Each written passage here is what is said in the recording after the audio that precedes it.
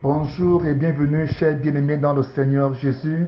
Je suis infiniment gratifiant envers le Seigneur pour la grâce qu'il m'accorde de vous parler ce matin de sa part au nom de Jésus. Pour ceux qui veulent me suivre sur YouTube ou sur WhatsApp, voici mes contacts. Vous cliquez BETSM BLAIDE Betchenbled. Ensuite, le numéro appel WhatsApp sur le plus 237 6 95 66 15 25. Ce matin, nous voulons magnifier le nom du Seigneur pour la grâce merveilleuse qu'il nous a donnée de nous approcher de lui. La Bible dit dans Hébreux chapitre 12, verset 28, il dit que soyons reconnaissants envers Dieu et servons-le d'une manière qui lui soit agréable avec soumission et respect. Pourquoi? Parce qu'il nous a rapprochés de sa présence, il nous a rapprochés de lui. J'aimerais faire comprendre que dans Hébreux 12, verset 18 à 29, la Bible nous fait référence d'un passage des Juifs au désert lorsqu'ils passaient par le désert pour aller à Canaan.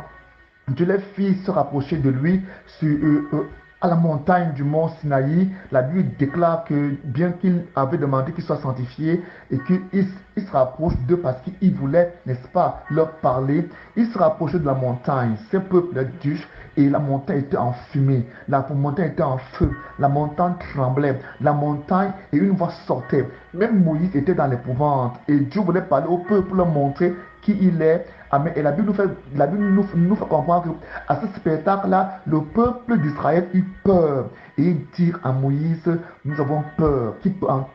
Qui peut écouter cette voix et vivre? La Bible nous dit donc ici que nous qui sommes des chrétiens, nous qui sommes des enfants de Dieu, nous ne nous sommes pas approchés comme des Israélites au désert d'une réalité qu'on ne pouvait toucher. Un feu qui brûlait, de sombres nuées, des ténèbres et un ouragan. Vous n'avez pas entendu les sonneries d'une trompette, ni l'éclat d'une voix, tels que ceux qui l'avaient entendu ont demandé qu'elle ne leur adresse plus, qu'elle ne leur soit plus adressée. La Bible dit qu'en effet, ils ne pouvaient supporter l'ordre qui leur avait été donné. Quiconque touchera cette montagne mourra, même si c'est un animal, il sera tué à coups de pierre. Le spectacle était si terrifiant que même Moïse s'est écrié, je suis épouvanté, tout tremblant. Ici, vous rappelez ce texte dont le peuple s'était sanctifié la veille, parce que Moïse leur avait dit sanctifiez-vous, purifiez-vous, et demain vous approchez la montagne. Et on délimita, n'est-ce pas, une zone qui était interdite à tout être vivant de traverser, sinon elle serait punie de mort. Alors Dieu descendit dans une puissante présence remplie de tonnerres, d'éclats, n'est-ce pas, de fumée, de feu, et le peuple eut peur. Amen. La Bible nous fait comprendre que la montagne sainte auprès de laquelle nous sommes rapprochés n'est pas comme celle-là où c'était interdit, n'est-ce pas, de s'approcher, de toucher. Mais maintenant en Christ, Dieu nous dit, venez et rapprochez de moi et touchez. Amen. Parce que le problème, le blocage, la barrière qui empêchait que nous allons vers cette montagne a été brisée par le sang de Jésus-Christ. C'est pourquoi au verset 12, au verset 22, pardon, la Bible dit que non, vous au contraire, quand il s'agit de vous, c'est qui? C'est de vous et moi. Vous au contraire, vous vous êtes rapprochés de la montagne de Sion, de la cité céleste, avec des milliers d'anges en fait. Vous vous êtes rapprochés de l'assemblée des fils premiers-nés de Dieu, dont les noms sont inscrits dans les cieux. Vous vous êtes rapprochés de Dieu lui-même, le juge de tous les hommes, et des esprits des justes qui sont parvenus à la perfection. Vous vous êtes rapprochés de Jésus, Amen, le médiateur d'une nouvelle alliance nouvelle et de son sang répandu qui parle mieux encore que celui d'Abel. J'aimerais vous rappeler que le sang de Jésus ne parle pas de justice, de vengeance, bien de jugement, mais que le sang de Jésus parle de pardon. Alors que le sang d'Abel, quand il mourait, il criait vengeance. Voilà pourquoi même quand il meurt, Dieu dit à Caïn, le sang de ton frère crie depuis la terre où il a été versé et ce sang criait quoi? Vengeance. La Bible nous dit donc de ne pas avoir peur de nous approcher de cette montagne sainte. Il dit que nous ne sommes pas rapprochés d'une montagne qui était impossible de toucher. Nous devons la toucher. Nous pouvons la toucher. Il dit, nous nous sommes rapprochés de qui? Nous sommes rapprochés, n'est-ce pas, de la montagne Sion, de la cité de Dieu vivant, Amen, de la Jérusalem céleste, et avec ses milliers d'anges en fête. Ils ne sont pas en pleurs. Nous nous sommes rapprochés, n'est-ce pas, des fils premiers-nés de Dieu, dont les noms sont inscrits dans les cieux. Nous nous sommes rapprochés de qui encore? De Dieu lui-même, le juge de tous les hommes, et des esprits de justes parvenus à la perfection. N'ayez pas peur, parce qu'il dit, nous nous sommes rapprochés de Jésus, le médiateur d'une nouvelle alliance et de son sang répandu pour vous, et ce sang parle mieux que celui d'Abel. Prenez donc garde, ne refusez pas d'écouter, n'est-ce pas, celui qui vous parle. Comme les Israélites ont refusé d'écouter celui qui leur avait dit sur la terre, n'ont pas échappé au châtiment, a quand même fait une raison en sera-t-il de même pour nous, si nous nous détournons de celui qui nous parle depuis les cieux. Donc ce matin, Dieu veut te bénir.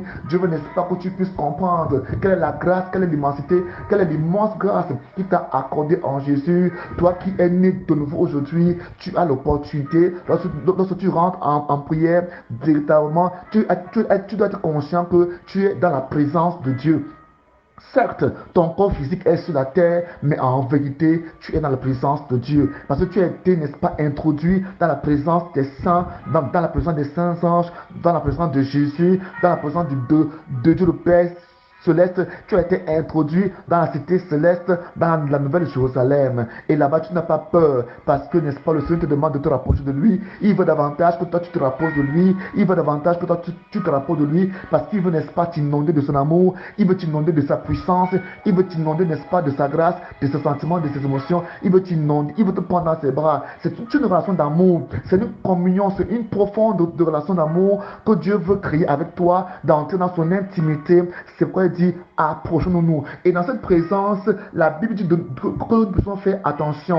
Nous ne devons pas être comme des profanes, des gens qui confondent tout, des gens qui méprisent tout, des gens qui foulent tout au pied. Nous devons prendre très au sérieux cette grâce-là et la mériter en fait. C'est vrai que nous ne la méritons pas, mais nous devons nous comporter comme des gens, n'est-ce pas, qui ont reçu cette grâce et qui, n'est-ce pas, manifestent la reconnaissance, n'est-ce pas, par des actions, amen, pour démontrer que, en fait, ils sont reconnaissants. Amen. C'est pourquoi ici il dit ici, prenez donc garde, prenez garde, prenez garde, prenez garde, prenez garde, ne refusez pas d'écouter. Il dit, celui dont la voix a fait trembler toute la terre, fait maintenant ses promesses. Une fois encore, j'ébranlerai non seulement la terre, mais aussi les cieux. Ces mots, une fois encore, veut dire que tout ce qui sera ébranlable sera ébranlé, et que tout ce qui appartient à la création sera ébranlé pour laisser, n'est-ce pas, l'existence à la nouvelle création, donc à la nouvelle terre et aux nouveaux cieux. Ça montre la vie, la vie spirituelle qui est maintenant cachée, qui maintenant n'est pas exposée aux autres hommes, en ce moment-là sera, n'est-ce pas, exposée.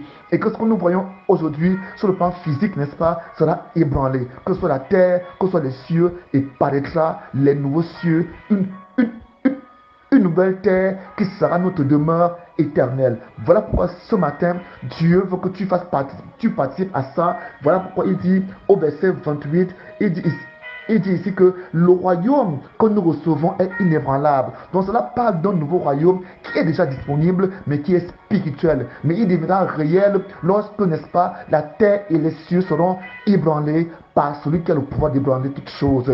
Ainsi paraîtra notre vie, ainsi paraîtra ta vie, parce que actuellement, si nous vivons, nous vivons en Christ. Notre vie est cachée en Christ, notre vérité, notre réalité est cachée en Christ. La Bible dit, quand Christ paraîtra, nous paraîtrons aussi avec lui. Quand Christ paraîtra, c'est là que notre vie paraîtra. Sur cette terre maintenant, tu peux être persécuté, tu peux être opprimé, tu peux avoir des soucis, parce que justement, c'est ce qui convient au Fils.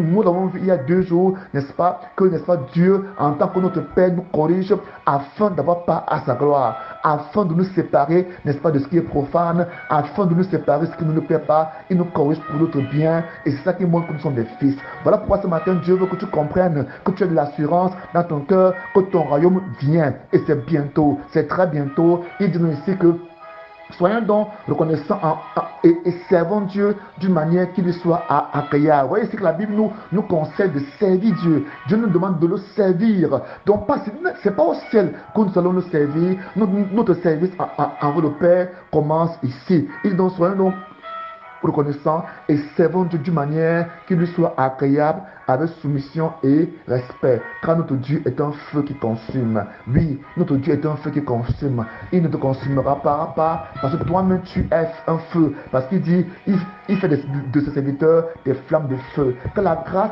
de Dieu soit sur toi, que sa bénédiction demeure sur toi, qu'il t'apporte la grâce, n'est-ce pas, que ta compréhension soit nourrie, que tu sois, n'est-ce pas, rassasié ce matin de cette parole et que cette journée de jeudi dans ta vie soit bénie au nom de Jésus.